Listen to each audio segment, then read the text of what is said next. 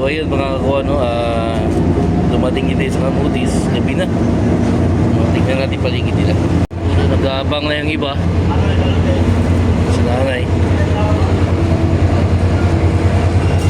Abang na yung iba.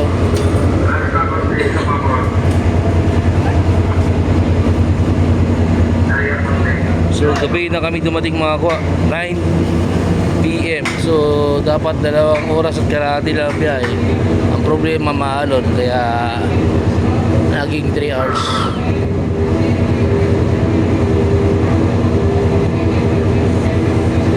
So may hindi makaahon doon, no?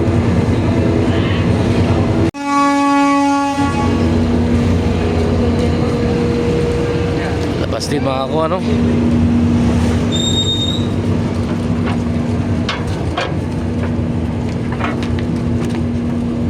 Galing na bitin pala itong patungan, kaya hindi maaga din na.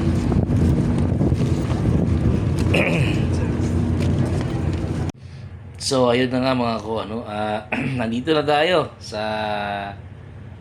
Port Puro, no? Dito siya nagdock sa Puro Port. Tapos yung tinulugan natin malapit lang din dito sa inassign nila na matulugan natin ngayong gabi na to. So hindi tayo nilayo sa Puro, nasa Puro pa rin tayo dito sa Camotes Island. Actually medyo malaki itong dalawang bed tong nandito.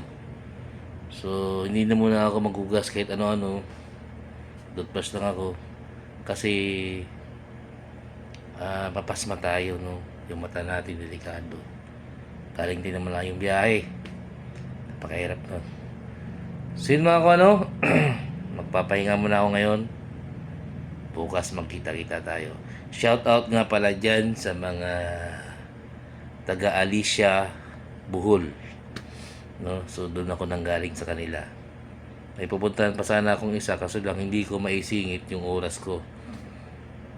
Problema, pagbalik na lang siguro. So pagkatapos dito mga ilang araw, kasi titingnan nyo yung tunnel na na-discover o nabuksan. Matagal nang hinanap ng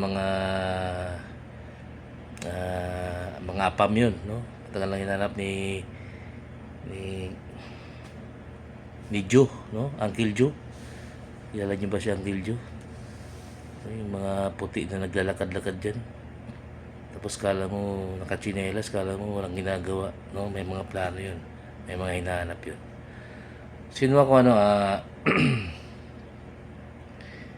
bukas titingnan natin yun, alamin natin, no? Antok na yung mata ko. So katapos nun titingnan pa natin yung ibang pwede nating matingnan dito sa Camotes Island. So pagkatapos dito sa Camotes Island, maghihintay na naman ako ng utos, kasi baka may mas malapit pa silang papagawa dito bago tayo makauwi ng Davao. Sa mga taga-Iligan dyan, Cagayan, pag napanood nyo ito, abang-abang na kayo kasi dyan talaga ang daan ko, no?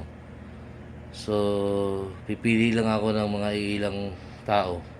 So sa Cagayan mayroon na kasi talagang tinalian niya na ako, no? Pagdak ko ng Cagayan, pagka baba ko sa Cagayan, susunduin niya ako. So wala tayong kawala dun, usap na kami. So ang kasunod nun siguro sa Iligan, sa mga kapatid naman nating mga Muslim, no? Sa atin kasi patas, pantay-pantay yan eh, Christian, Muslim, marunong tayo magsalita Ilonggo, Tagalog, Bulanon, Bisaya, Waray, Iranon, sa Muslim, Maranao, alam natin yan, no? So pantay-pantay natin yan silang tinitingnan, wala tayong diyang discrimination, no? So paras-paras natin silang mga kapatid. Mapa-Kristiyano ka man, mapa-born again ka man, mapa-ano ka man, mapa-Muslim ka man, tausog ka man, ay pantay-pantay natin sa tinitingnan. Mga kaibigan natin yan. Kapag pala kaibigan ka, wala kang hinusgahan kahit isa sa kanila. kundi ang titingnan natin doon ay kung paano sila rumispeto rin sa atin. Ang key dyan is respeto. So yun mga kuano, antok na ako, bukas sa tayo magkita. Ayos. So ayun nga mga kuano, gising na natin. So ngayon, maliligo na talaga tayo. So yung pier, nandyan na mga kuano, tapos ang tinidagat. So dyan lang ako nagdakag gabi. Tapos dito lang ako natulog. Tingnan na. So ayan yung dagat. Ayan yung pier. Kami nagdakag gabi doon. So naglakad na lang kunti. Tapos dito. Dito yung natulugan ko. Malapit lang. So hindi na magagandahan yung room nila. Basta makatulog ka lang, may dalawang room. Tapos may overview na dagat. Pero pag naayos ito, siguro maganda itong area na ito mga kuha. Yan yung bangka oh. Kapag pag-aayos sila, papalaot sila. So ito yung pier. So yun mga kuha, almusal muna tayo. Maligo. Tapos hintayin na lang natin yung service. Ayos. Yun mga kuha, bago tayo mag-ikot dito sa Camotes Island, bali titingnan muna natin yung history na kung saan ito talaga ay nagpapatunay na ito ay tinigilan ng Hapon at na-conquer ng Hapon. So dito pa yung bahay ng tinihan nila at buhay pa, no? Tingnan natin mga kuha. Yan yung nakasulat mga kuha, oh, ito yung bahay na yun, oh, buhay pa yung bahay na yun. Ayan nakasulat Yan na. Soto Chanson's Ancestral House, built in 90s, original owner of Rosalyn Gonzales. Pero ito ay nasa baba, di masyado kita dito. This was used as headquarters of Japanese Imperial Japanese nga ng ito hindi na makita kasi nabura na kasi mga kuha ano na siya, nabuburado na siya, pero ito ay ginamit ng panahon ng Hapon. Ito yung mga kuha, ito yung bahay na yun. So sa history ay talagang may history itong Camotes Island. So ito yung bahay na yun, ginamit yan ng headquarter ng mga Hapon. At dito sa Camotes Islands mga kuha, may malinis, bawal itong magdumi. Ayos. Ganyan kalinis yung Camotes Island mga kuha napakalinis Camotes Island to. Malinis. Yan. So maliit na yung daan nila ng mga kuha. Uwi lang kasi ito ay isang isla. Pero malinis dito sa Camotes Island mga kuha. Dito sa taas ito yung pinaganuhan ng Hapon noon. May nakuha dito sa bahay na ito. Bahay na ito dito. Sa taas. Tapos packet Tapos sa banda nun yan, dagat. Ayun mga kuha, dagat. Ayun nga mga kuha, dito sa pinuntahan ko assignment. Gabi kami nagtatrabaho kasi tunnel to mga kuha.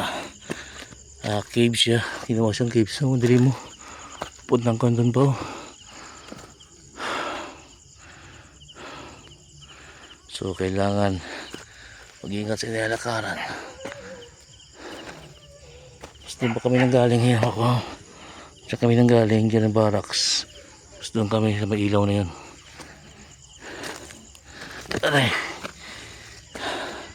matatalas yung bato mga kuha ito. Kaya mag-ingat.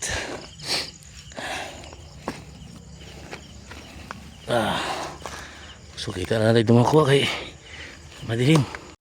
So ito na nga yung tunnel mga kuha maliit sa umpisa. Halos magkapang ka na. O, hindi ka naman nakatayo at hindi ka rin nakaupo. So, na-discover yan mga kawan. No? So, maliit yung entrance niya. So, pilit natin tinatakpan yung mukha ng ating mga kasama para hindi naman sila mabulgar kung sino sila. No? So, maliit siya pagpasok. Tapos dun sa dulo, andun yung entrance.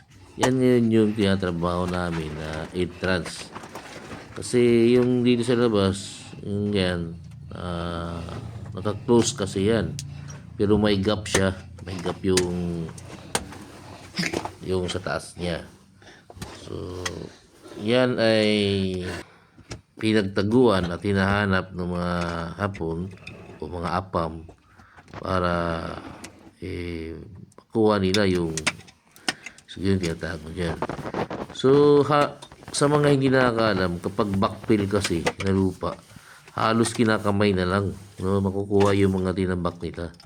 Kung titingnan nyo, kinakamay lang ni Kuya. Di ba? So, ang tinambak dyan, mga coral. No? Kasi yung bato kasi na maputi at yung coral, magkahawig yun. Kapag nilagay mo dyan yung mga coral na ilinakip mo, ay hindi mo mahalata. So, yan yung cave, no? Na tinakpan. At pababa kami dyan.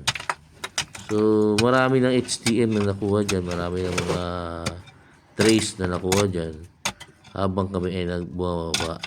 So, papakita namin namaya yung isang trace na napaka-imposible ng inilagay nung kung sino man ang naglagay nun. Napaka-imposible na may ilagay niya yun kasi lupa yan dyan lahat.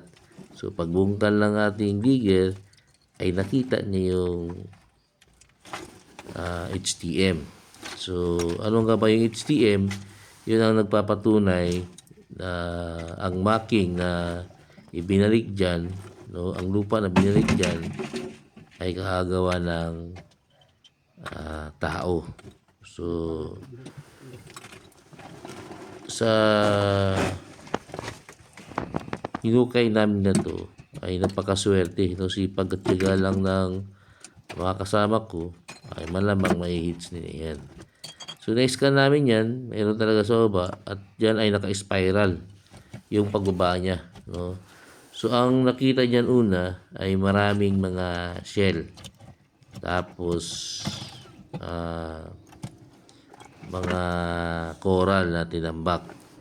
Tapos, bumaba kami. Tapos, yung mga tinambak nila ay malambot. At yung lupa, kakamayin mo na lang. No? Alos kinakamay lang ni Kuya.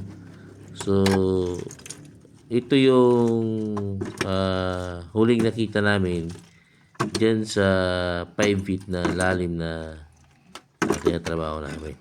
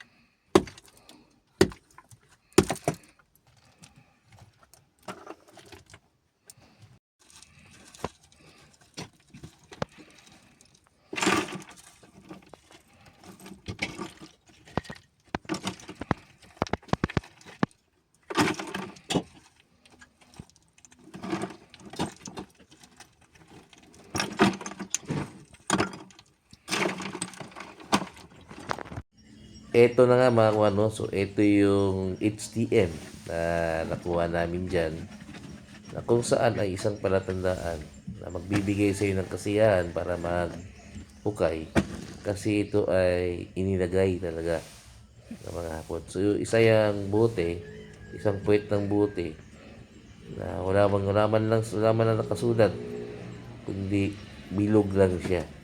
So ang ibig sabihin niyan, excellent. Magandang site yung gawa namin. So, eto, kinakamay na lang ni Kuya. Kasi pagka making talaga na ibinalik, ay talagang malambot. Sino ako ano? Maraming salamat. At happy hunting sa inyo na. Ayos! So, yun nga mga ko, ano.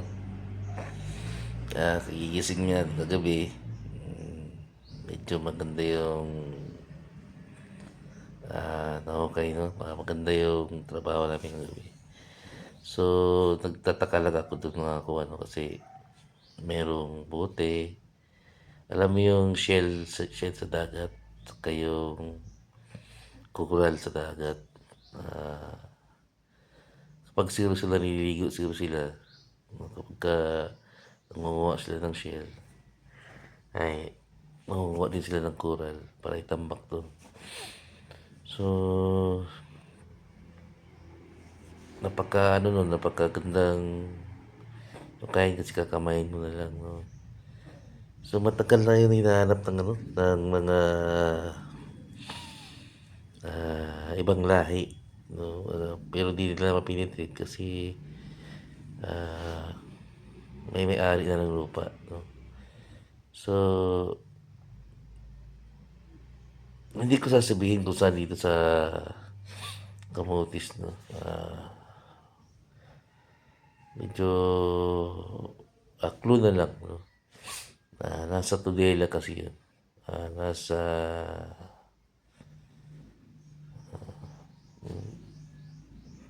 tabing dagat, no? So, may mga bahay na doon. Ang problema nga lang, kaya gabi siya nag-ukay kasi para hindi malaman.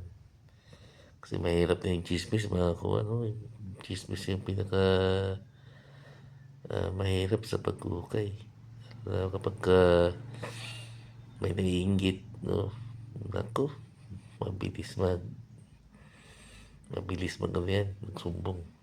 Pero dahil pribado yung lupa, wala rin siya magagawa dahil pumayag naman yung may-ari ng lupa.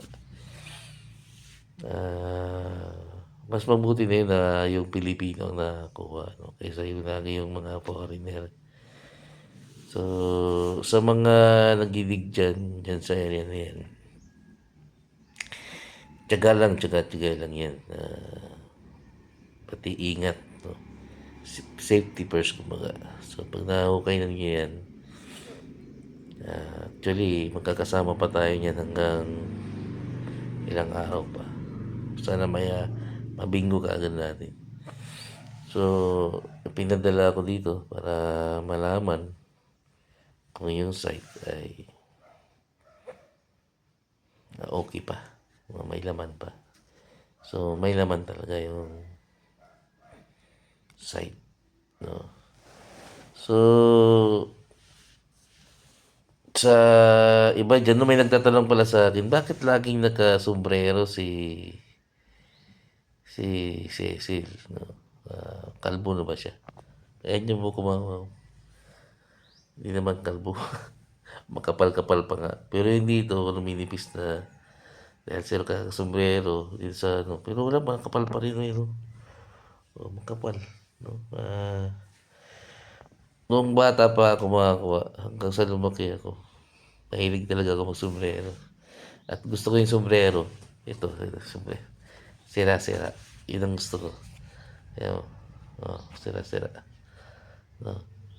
Medyo dirty look, kumbaga, no? Pero yun kasi ako kumbaga kapag nagsuot ako ng malinis, parang hindi na ako ng sombrero. Pero pagka madumi, may mga putik-putik kunti. Mas gusto ko. Ewan ko nga ba. Pero ganun talaga ako mga ko. Mas gusto kong ganito yung mga... Actually, dito sila eh. Sinira ko. Ah, tapos kakapasok din ng tunnel. Tapos nag-i-stay lang ako sa apat na sombrero. No? So, paulit-ulit lang yun. So, yun mga ko, ano. Sa mga taga shoutout nga pala sa taga San Isidro, Leyte. Diyan kinahantay, no? Malamang baka makasaglit din ako dyan. Pero may mga ginagawa pa kasi ako. Siguro by Saturday, pabiyaya ko na dyan. So, wala pa namang utos na ako natanggap. So, dyan na muna ako mga 3 araw siguro. Tapos pagkatapos ng 3 araw, mag-check ko rin yung area nyo. So, babalik ulit ako dito sa Cebu, no? So, doon na ako dadaan sa kabila.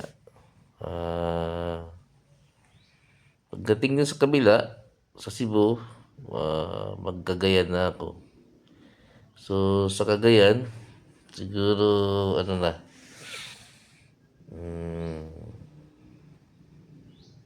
3 araw. So, di ko maaaring pizza kasi. Di ko nga alam kung anong date yun. So, 3 araw. Tapos, Cagayan. Isang biyahe pa Cagayan kasi yun. Cebu to Cagayan. Isang gabi yan. Pagdating ka dun sa Cagayan, mga umaga na. Aalis kayo dito ng mga 8 or 10. So, umaga ka nang narating sa Cagayan. So, kay sir na taga-Cagayan yun, no? Mga ano tayo, mga... Sana masundo mo ako dun sa pier para magkita agad tayo. Kasi baka malaki-laki rin yung area mo. No? Pero hindi ito pribadong persona ito, no? Ano siya kasi private ito na lakad ko dito utos. So pagdating ng Cagayan, so yung mga taga-Iligan, baka magkita-kita na tayo. Tapos dadaanin ako ng Valencia. Pagpauwi na ako. Valencia, tapos Kalinan. So yung Kalinan yung huli, tapos bahay na naman ako. Hintay na naman ang utos. Tapos biyahe na naman. Actually, may utos sa akin sa Zamboanga. Ano?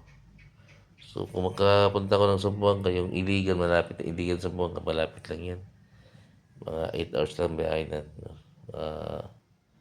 O 10 hours. So, parang isang buong araw lang din.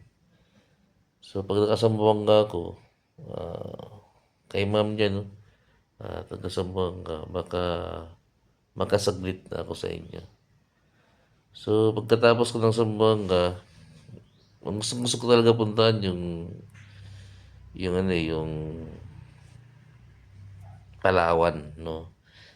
So, mag-iisip kasi ilang beses ako nag-attempt ng Palawan at wala akong masakyan.